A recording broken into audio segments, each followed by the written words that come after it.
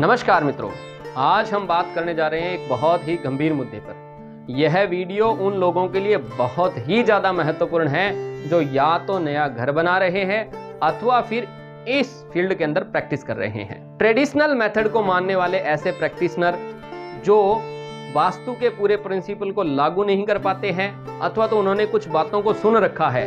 श्री कृष्ण श्रीमद् भगवद गीता में अर्जुन को कहते हैं, अर्जुन जब तक तेरी बुद्धि सुनी सुनाई बातों के दलदल से पार नहीं होगी तब तक तुझे वह स्पष्टता प्राप्त नहीं होगी। तो मैं आपसे भी ये निवेदन करूंगा कि आप भी जाने या अनजाने अपने बनने वाले भवन के अंदर अथवा फिर आप जिसको बता रहे हैं ऐसे क्लाइंट को कहीं कोई गलत गाइडेंस तो नहीं दे रहे हैं। मित्रों, दो प्रकार के लोग हैं संसार के अंदर। एक तो वे हैं जो इन सनातनी विद्याओं के अंदर अटूट विश्वास रखते हैं और एक वो हैं जो इन विद्याओं को मानते ही नहीं। तो जो नहीं मानते उनके जीवन में क्या हो रहा है उस विषय पर आज हम चर्चा नहीं करेंगे। हम बात कर रहे हैं उन लोगों के बारे में जिनका एक बिलीव सिस्टम है, जो इन विद्याओं को मानते हैं और भरोसा करके वो आपके पास आए हैं कि हमारे घर को ये वास्तुकार जो है वो बहुत ही बढ़िया तरीके से डिजाइन करेंगे और हमारा जीवन जो है वह सुखी रहेगा। लेकिन नादानी के अंदर माने अथवा तो अपनी एक ईगो के अंदर, हमने तो बहुत घरों में देखा है, कुछ हम ऐसा कर देते हैं जिसकी वजह से उस व्यक्ति को लाभ के बजाय हानि ही होती है और फिर होता है नुकसान इन विद्याओं का और फिर होता है नुकसान सनातन को मानने वाले का। फिर लोग बात करते हैं कि इसमें क्या है, ये तो केवल पंडितों के पोपगंडे हैं। इसलिए गंभीरता से सोचें। मैं आज इस वीडियो में पूरी चर्चा करूंगा कि ट्रेडिशनल मेथड को माने या फिर महावास्तु के उस ट्राइड एंड टेस्टेड को मैनुअल को माने।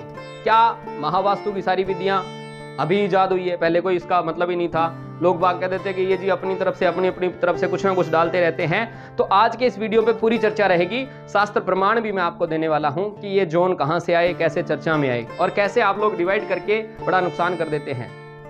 अभी एक केस स्टडी शेयर की थी आदरणीय पंकित गोयल जी ने। उन्होंने भी देखा था कि एक ऐसा डिजाइनर जिन्होंने बड़ी श्रद्धा से, जिस क्लाइंट ने उनको एक काम दिया था कोठी बनाने का, उसको बड़े डिजाइन रूप से तो बहुत सुंदर बना दिया, लेकिन वास्तु के ऐसे दोष छोड़ दिए जिसकी वजह से बनते बनते उस कोठी के अंदर 1 करोड़ का लॉस तो हो रखा था।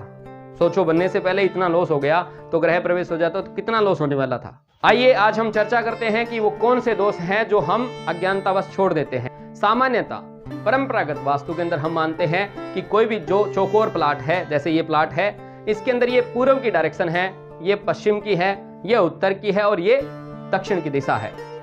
और जो कोना है उन्हें हम ये मान लेते हैं कि ये ईशान कोण है, ये आग्नेय कोण है, ये नैऋत्य कोण है और ये एक वायव्य कोण है। बस इन्हीं 8 दिशाओं के आधार पर हम ये चर्चा करना शुरू कर देते हैं कि भाई ईशान में क्या बनेगा, अग्नि में क्या बनेगा जी, अग्निकोण में रसोई बना दो जी, नैऋत्य कोण के अंदर व्यक्ति का रहने का स्थान बना दो। तो ये क्या शास्त्र में वर्णित है? तो लोग उदाहरण भी देते हैं, बिल्कुल जी वर्णन तो किया हुआ है। लेकिन केवल यदि 8 ही दिशाएं होती तो विश्वकर्मा प्रकाश के अंदर भगवान विश्वकर्मा जी ने जो एक श्लोक रचना की है उसमें जो उन्होंने 16 दिशाओं के बारे में बात की है वो क्या है? आइए उस श्लोक को आपके साथ शेयर करते हैं। भगवान विश्वकर्मा जी लिखते हैं, ईशान्याम देवता गृहम आग्नेयाम पाकमुच्यते नैऋत्याम तु शास्त्रागारम वायव्ये भंडार संस्थितम पूर्वश्याम तु सभागारम दक्षिणे शयनम तथा पश्चिमे भोजनम चैव उत्तरे निधि संस्थितम।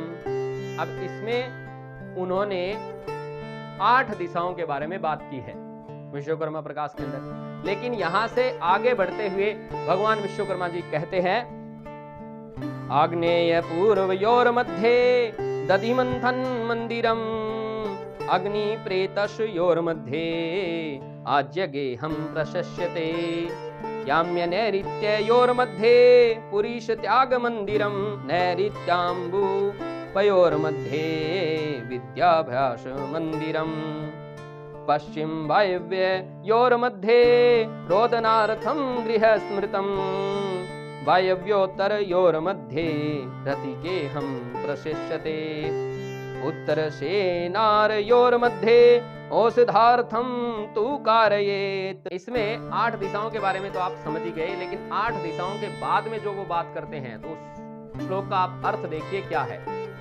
अग्नि प्रेतशयोर मध्ये आज्ञगेहं प्रशस्यते। इस सूत्र में विश्वकर्मा जी कहते हैं कि आग्नेय यानी कि दक्षिण पूर्व और पूर्व दिशा के मध्य ही दही मतने का स्थान बनाए, और अग्नि दक्षिण पूर्व और प्रेतस्य यानी कि दक्षिण दिशा के मध्य ही रखने का स्थान प्रशस्त है। आप ये देख पा रहे हैं कि केवल उन्होंने 8 ही डायरेक्शन की बात नहीं की है, उन्होंने 8 दिशाओं के बीच की जो दिशाएं हैं उनके बारे में भी चर्चा की है। तो जैसे आप डिवाइड करते हो, ये आपने 8 दिशाएं तो बांट ली, लेकिन इसको अब 16 में कैसे बांटोगे, इसमें आपको बहुत ज्यादा समस्या आएगी। इसी काम को परम पूज्य डॉक्टर खुशदीप बंसल जी ने किया है। उन्होंने इसी चीज को ठीक ढंग से दोबारा, अपन ये मान सकते हैं कि स्थापना पर लेकर आए हैं, दोबारा से प्रतिस्थापित किया है इस विद्या को। क्योंकि हम जाने अनजाने ऐसे ही प्रैक्टिस करते जा रहे थे, लोगों को हमने कह दिया जी आपके साउथ ईस्ट के अंदर यदि टॉयलेट होगा तो कहीं ना कहीं पे समस्या आएगी, स्त्री से संबंधित समस्या आएगी, गैस फ्लो से संबंधित समस्या आएगी। लेकिन उसके बिल्कुल पास में जो मंथन की जगह है वहां पे टॉयलेट रखा जा सकता है। हमने लोगों को कह दिया कि आपको साउथ वेस्ट में सोना है, ये जगह भारी होनी चाहिए। लेकिन किसके लिए भारी होनी चाहिए? क्योंकि यह पितरों की जगह है। तो भारी होने का मतलब है कि वो लोग मजबूत होने चाहिए, उनके रिश्ते मजबूत होने चाहिए, जो स्किल से रिलेटेड काम करते हैं उनके लिए यह जगह प्रशस्त है। लेकिन क्या कारण है, कोई भी राजा यहाँ पे नहीं रहता, क्योंकि राजा खुद अपने हाथ से काम नहीं करता वरन राज करता है। तो राजा के लिए अलग स्थान तय किया गया है। तो आप ये नहीं समझे कि आपने जो सुना है, आपने जो समझा है, आपने जो देखा, बस वही वास्तु के सारे नियम है। या तो इन विद्याओं को प्रैक्टिस करना है तो अच्छे गुरु के सानिध्य में जाके सीखिए, अन्यथा अनजाने में ही दूसरों के नुकसान का कारण ना बने, क्योंकि आपके द्वारा छोड़ी गई एक गलती किसी के जीवन का विनाश कर सकती है। और ऐसा व्यक्ति जो इन विद्याओं पर विश्वास करता है, तो विश्वासी आदमी का आपने गला काट दिया, ऐसे अपराध के भी आप भागीदार बन जाते हो। इसलिए बचें, पहले सीखें बढ़िया से। कैसे सीखना है, तो आइए हम चर्चा करते हैं कि इसको बांटना कैसे है। ये एक चौकोर प्लाट है और परम श्रद्धेय डॉक्टर खुशदीप बंसल जी ने बताया है कि इसको सेंटर से लेना है। हमने सेंटर के अंदर जैसे हमने दिशा मार्किंग शुरू की तो पूरी दिशा जो है ना वो 360 डिग्री की होती है, और 16 भाग में इसे डिवाइड करें तो 22.5 डिग्री का एक दिशा क्षेत्र निकल कर आता है। ये नहीं है कि एक पूर्व में लाइन लगा दीजिए ये बस पूर्व है, साउथ ईस्ट में लाइन लगा दीजिए ये साउथ ईस्ट है, ऐसा नहीं होता। पूर्व का दिशा क्षेत्र भी 22.5 डिग्री का है, साउथ ईस्ट का भी 22.5 डिग्री का है, ईएससी का भी 22.5 डिग्री का है। इसका प्रत्येक स्थान बिल्कुल सही तरीके से डिवाइड करें और फिर उस दिशा क्षेत्र के अंदर जो गतिविधि बताई गई है वह करें। फिर देखें कि आपको वास्तु कैसे फलदायी होता है। उम्मीद करता हूं आपको अच्छे से यह समझ में आया होगा कि यह कॉन्ट्राडिक्शन क्यों है। यह कॉन्ट्राडिक्शन केवल इसीलिए है कि हमने सुनी सुनाई बातें तो सुन ली और हमने उसको सीखने के लिए आगे कोई डिटेल नहीं किया, कोई बारीकी नहीं लेके आए। तो इसको अच्छे से सीखें और फिर प्रैक्टिस करें। और यदि नहीं प्रैक्टिस कर सकते तो मैं आपसे एक निवेदन करता हूं कि जो चीज मुझे नहीं आती है, जैसे मेरी आदत है कि मैं कहता हूं कि मैं वास्तु कंसल्टेंट हूं, लेकिन क्या मैं डिजाइनर हूं, तो उत्तर है नहीं हूं। क्या मैं आर्किटेक्ट हूं, उत्तर है नहीं हूं। अब आर्किटेक्ट अपना काम अच्छे से कर सकता है, मैं उसके काम में कमी नहीं निकाल सकता, लेकिन वास्तु की प्रैक्टिस मैं करने वाला हूं।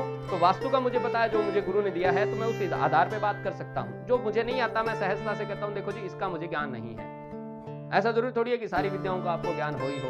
तो अपने क्षेत्र के आप महारथी हैं, आपको नमन है, लेकिन आपसे एक ही मेरा निवेदन है कि यदि आपने वास्तु को भी लागू करना है तो या तो इन विद्याओं को सीखें, अन्यथा आज आप सब देखते हैं कि अच्छे वास्तु कंसल्टेंट जो है ना, उनके पास भी एक अच्छी टीम होती है, अच्छे डिजाइनर होते हैं, अच्छे आर्किटेक्ट होते हैं, उनके पास भी अच्छी टीम होती है। जो अच्छे डिजाइनर हैं, जो अच्छे आर्किटेक्ट हैं, उनके पास भी अच्छे वास्तु सलाहकार हो सकते हैं। तो आपसे निवेदन है कि बढ़िया से इन विद्याओं को प्रैक्टिस करें, खुद भी लाभ में रहे और अपने क्लाइंट को भी खूब लाभ दें। जय सिया राम।